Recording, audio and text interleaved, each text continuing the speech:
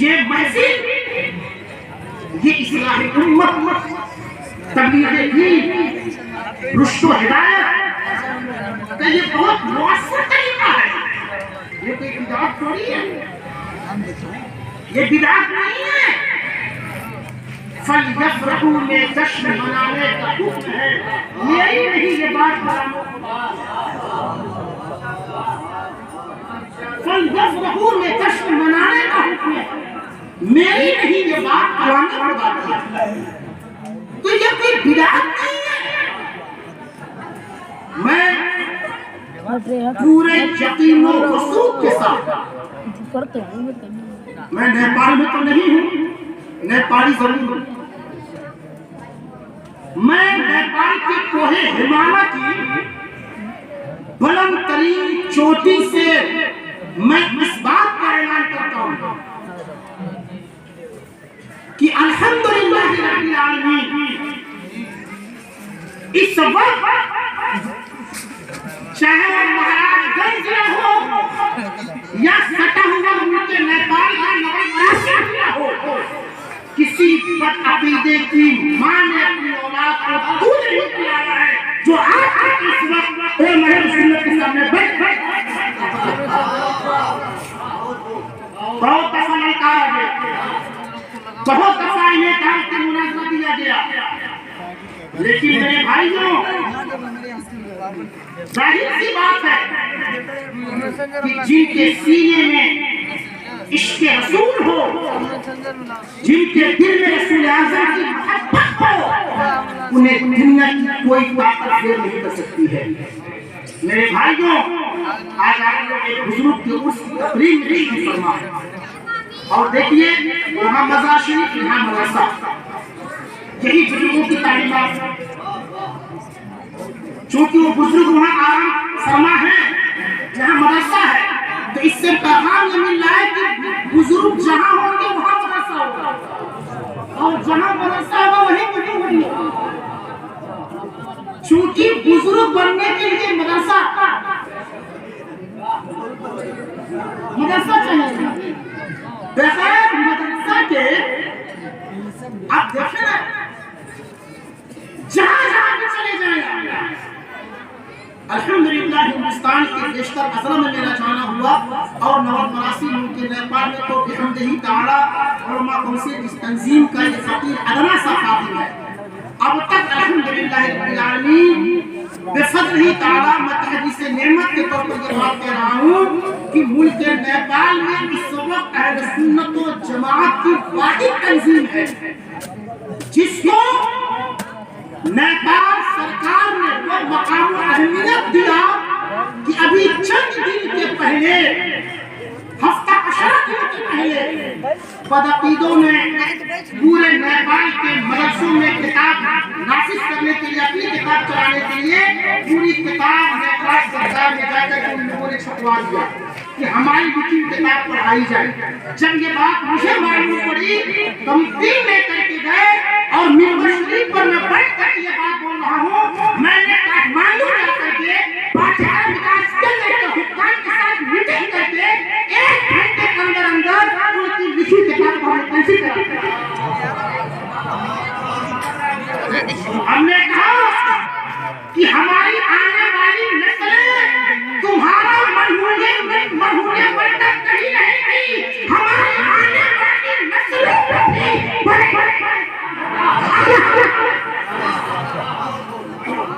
الحمدللہ رب العالمین ہم لوگوں نے ایک نظم کے تحت کام شروع کیا ہے اور یہ مدرسہ چل رہا ہے.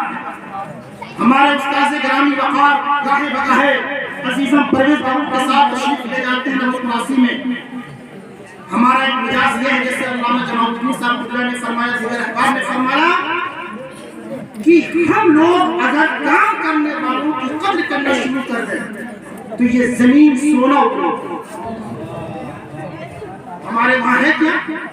کام کرنے والوں کی قدر نہیں، کام کرنے والوں کی حوصلہ افزائی نہیں ہے، کام کرنے والوں کی کشت پناہی نہیں ہے.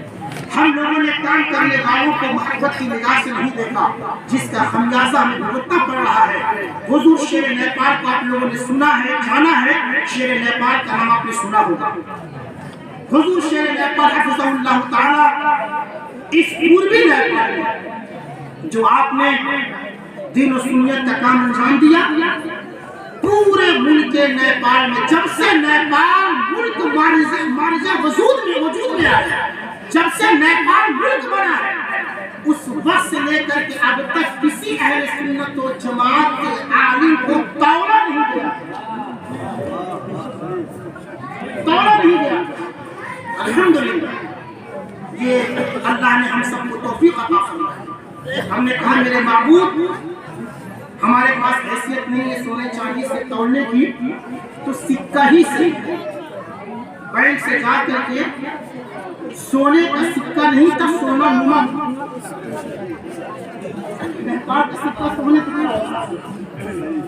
सोना नमक।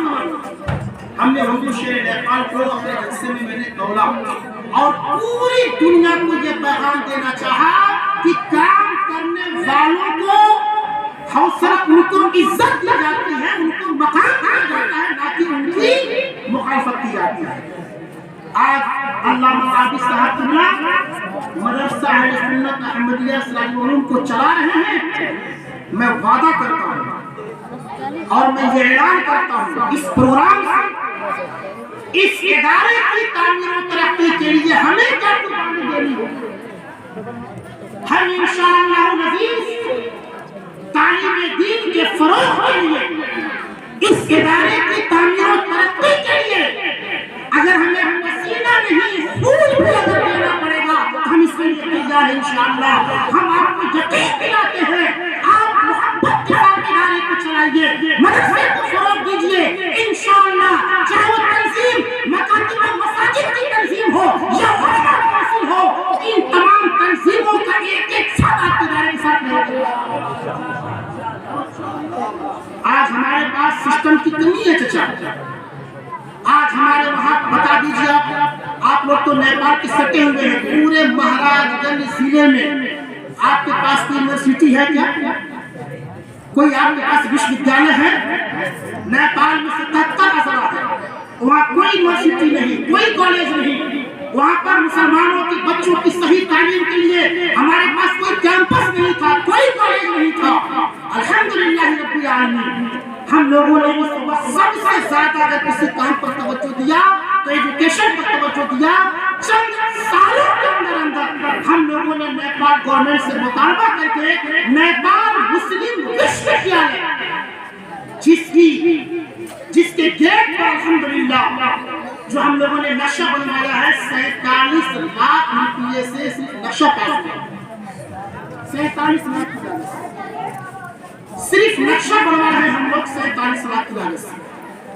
अल्हम्दुलिल्लाह वो नक्शा ऐसा है कि जब धूप होगी तो उसका कलर बदल जाएगा, जब बारिश होगी तो यूनिवर्सिटी का कलर बदल जाएगा, जब ठंडक का मौसम रहेगा उसका कलर चेंज हो जाएगा।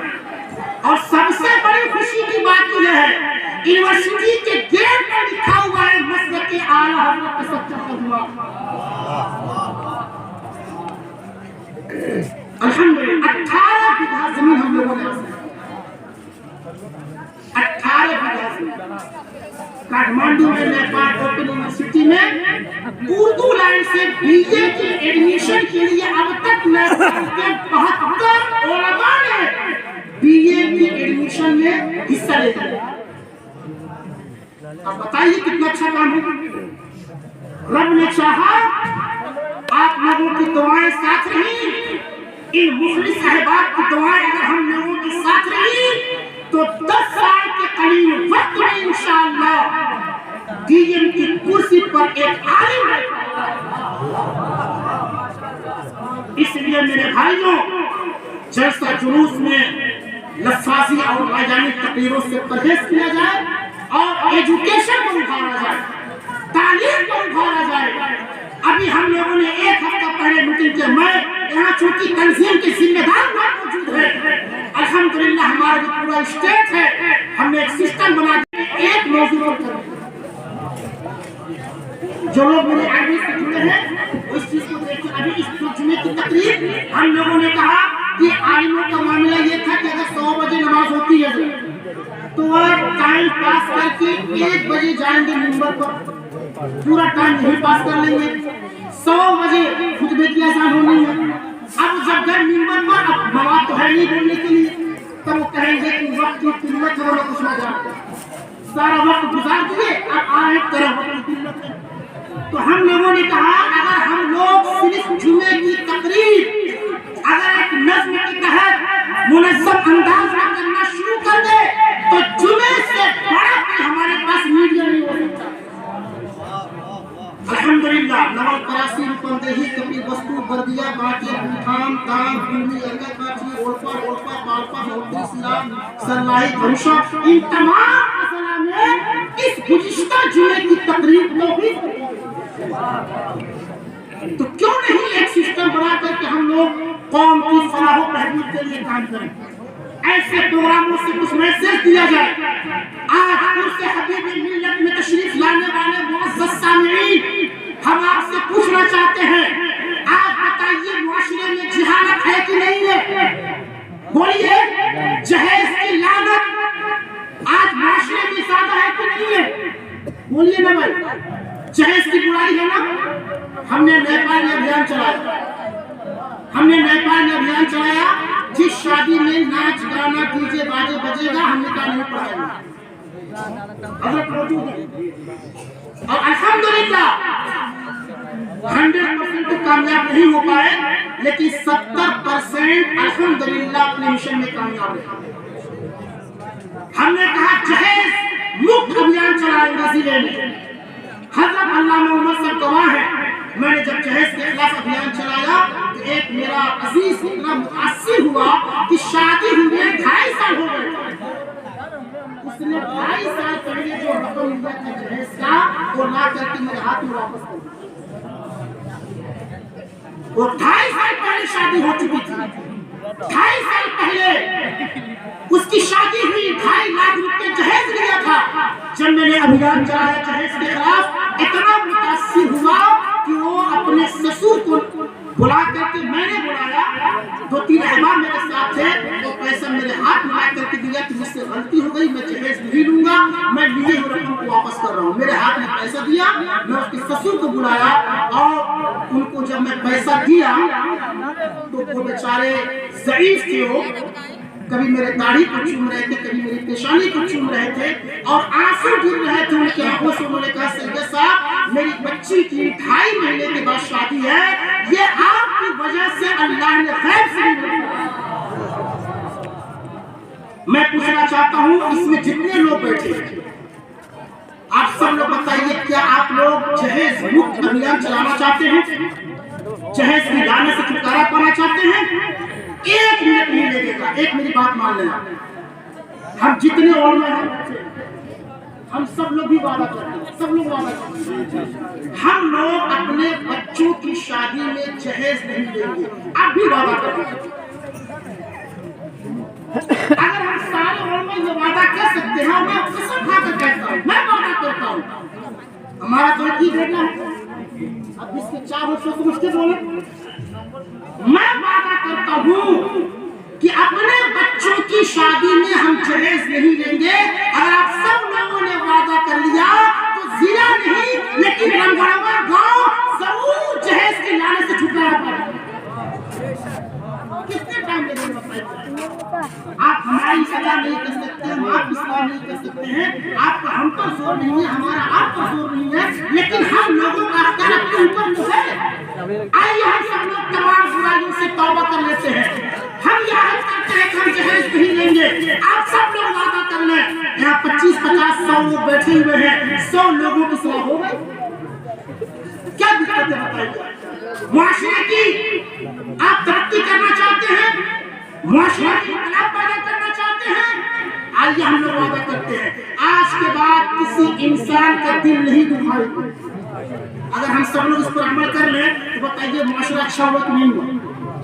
क्यों हम परेशान है कि मुआशरा बहुत बुरा होता जा रहा है, लोग बुरे। अरे चाचा, मुआशरा बुरा कैसे हो रहा? हम और आप बुरे हैं तो बुरा हो रहा। जिस दिन हम और आप अच्छे हो गए सब कुछ ठीक हो जाएगा। आज हम लोगों ने इस्लाम को सही समझ नहीं पाया, اسلام کا کلمہ تو پڑھتے ہیں، اسلام کی حقیقت کو جان نہیں پائے۔ مذہب اسلام کا حکم یہ ہے کہ تم اس وقت تک مسلمان نہیں ہو سکتے جب تک کہ تمہاری زبان، تمہارے اعمال سے دوسرے لوگ محفوظ نہ رہیں۔ اس لیے خصوصی تقریر آپ کو میرے استاد گرامی، نباز قوم ملت، استاذ العلماء، حضرت علامہ خالد رضا صاحب قبلہ مصباحی حفظ اللہ تعالیٰ سے سماعت کرنی ہے۔ اور ابھی جشن ہدایت کرت کا بھی پروگرام ابھی ہے، اس کے بعد گلپوشی کا بھی اہتمام کیا گیا ہے۔ میں آپ لوگوں سے گزارش کرنا چاہتا ہوں، آپ حضرات ایک پیغام آج اس جلسے سے یہ لے کر کے جائیے، آدھی روٹی کھائیں گے مگر بچوں کو پڑھائیں گے انشاءاللہ۔ یہ پیغام ماہرہ شریف کی سرزمین سے پوری دنیا اسلام کو عطا کیا گیا ہے۔ ہم انشاءاللہ اس کو اپنے دامن میں سمیٹیں گے اور عہد کرتے ہیں انشاءاللہ کہ ہم معاشرے کی اصلاح میں ہم کوشش کریں گے انشاءاللہ۔ پھر کبھی وقت رہا میں تفصیلی خطاب کروں گا۔ یہ قصہ لطیف ابھی نہ تمام ہے، جو کچھ پیدا ہوا وہ آغاز باب تھا۔ السلام علیکم۔